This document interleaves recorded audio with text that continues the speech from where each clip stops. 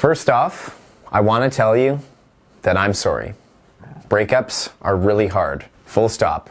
It doesn't matter if it's been a few days, a few months, or even a few years.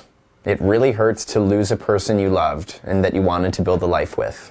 People might be telling you to just get over it or to stop being sad, and that kind of response is so callous and unhelpful. If you find yourself surrounded by people like this, then I'm truly sorry, because I know that support is so important during this process. Fortunately, I can offer you some limited support along with a bunch of tips that I've put together as a breakup coach and as someone who has experienced heartbreak myself. So just know that you're not alone. Look at the views and comments on this video and know that there are others watching this at this exact moment feeling the exact same way that you do. And know that you've made a positive step by seeking out resources like this. Which actually brings me to my first piece of advice here, and that is to be intentional. So this can feel a little vague, but once you understand it, you're going to be aware of it. Always. Being intentional is all about being careful and considering every move you make before you make it. You're in a vulnerable state right now.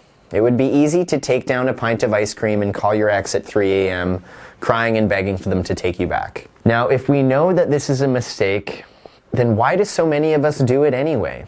Well, the answer is that we lack impulse control and foresight. Crises like breakups hurt our ability to regulate our emotions, and so we're more likely to do the wrong thing to make us feel better, even if it's just for a split second. This is where being intentional comes in. You need to plan things out rather than just letting them happen to you.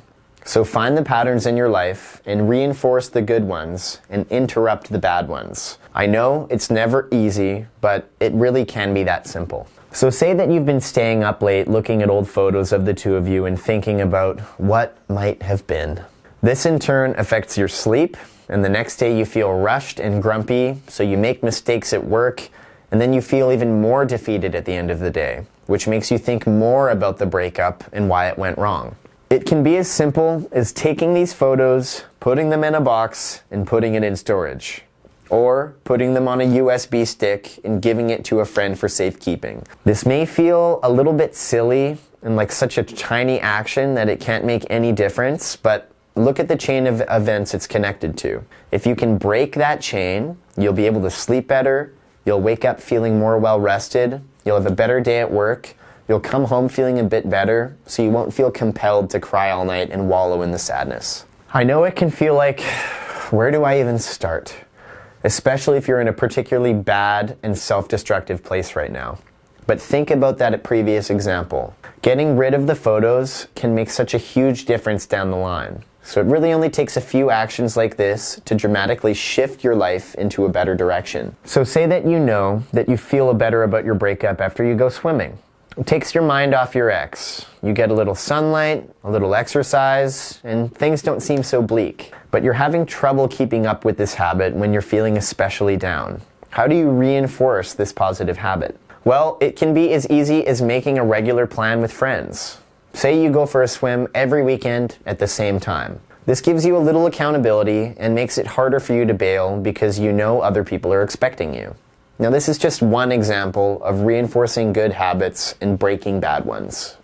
The good thing is that the more you do this, the better you're going to feel. And that's not just because of the habits, but because it will help you regain control over your life and control over your emotions. And if you're struggling with this aspect of things, then my second piece of advice is going to be key for you, which is this. Surround yourself with the right people.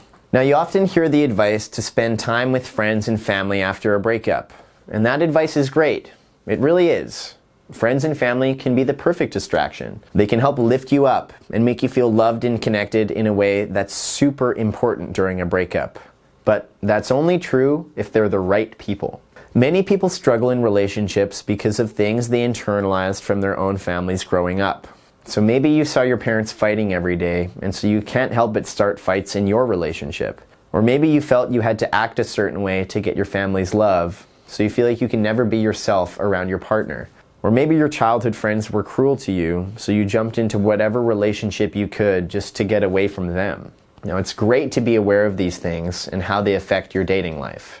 But some people will get dumped, or have a mutual breakup or whatever, and run right back into these toxic situations because they're familiar, only to find that in 6 months or a year, they can't seem to move on from their ex. I have a news flash for you. You can't get support from people who aren't supportive. Even if they're supportive on some level, if they keep reminding you of negative patterns and reinforcing the very things that you're trying to escape, they're only hurting your progress. Now, I know that no family or friend group is perfect, but I will also say that you should try to keep your distance from toxic people at this time if you want to move on more effectively and completely. For example, it's pretty easy to turn to alcohol or even drugs if you're down in the dumps about something. If you're worried about that, then stay away from your friends that spend every night down at the Rusty Nail getting hammered. I don't care if they're your best friends. Their influence is not what you need right now. So basically, you need to know that while just about anyone can be a good distraction in a pinch, it's going to take really specific people to really help you through this time and heal yourself in the long term. Look for the people who make you feel cared about and supported. And look for the people with habits and lives that you want to emulate. And avoid people who make you feel guilty for asking for help. Which brings me to my next piece of advice. Don't feel bad for feeling bad. A breakup comes with a ton of baggage. There are so many negative emotions, missed opportunities, regrets, and complicated feelings when it comes to a person's ex. But the one thing that many people do is pile guilt on top of all of this and make it even worse for themselves. Remember, your emotions are valid responses to what you've been through. It's normal to feel bad that this relationship didn't work out. It's even normal to hate your ex sometimes, or to love them, or to miss them, or to wish they'd never been born, all at the same time. While you can control how you act, your emotions are largely an automatic response to a stimulus. You wouldn't get mad at your leg for moving when the doctor hits your knee with the little hammer, would you? It's basically the same thing. So if you find that you're still dealing with these emotions months or even years later, I bet that it's because you never let yourself fully feel them in the first place. By judging ourselves for feeling negative emotions, we push them down, and we just end up stretching them out over a longer period of time. So remember, emotions are natural and healthy. They're a part of life, and they'll take whatever form they need to show you the way forward. Which brings us to something that I wish more people would understand and internalize, because while I hear everyone say it, I feel like people don't really get it. And that is that it will take time to get over your breakup. Yes, I know it's a cliche, but it's a cliche because it's true. Breakups hurt, and pain doesn't just disappear overnight. Now, are there things that you can do to make this process easier for you? Sure, and I hope you found a few of them in this video, but at the end of the day, healing simply takes time, and that's exactly what you're going through right now. Healing. Say you get a cold. Now the next day you wake up with a sore throat.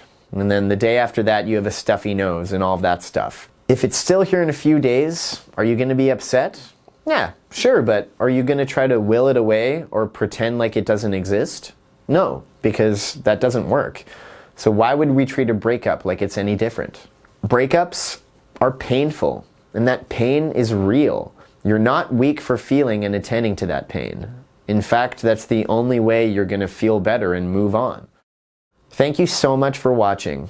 If you found any of this helpful, please like this video, hit that subscribe button, and leave a comment so everyone else will see that they're not alone in this. I'm Dave Barker, and I wish you the best of luck. See you next time.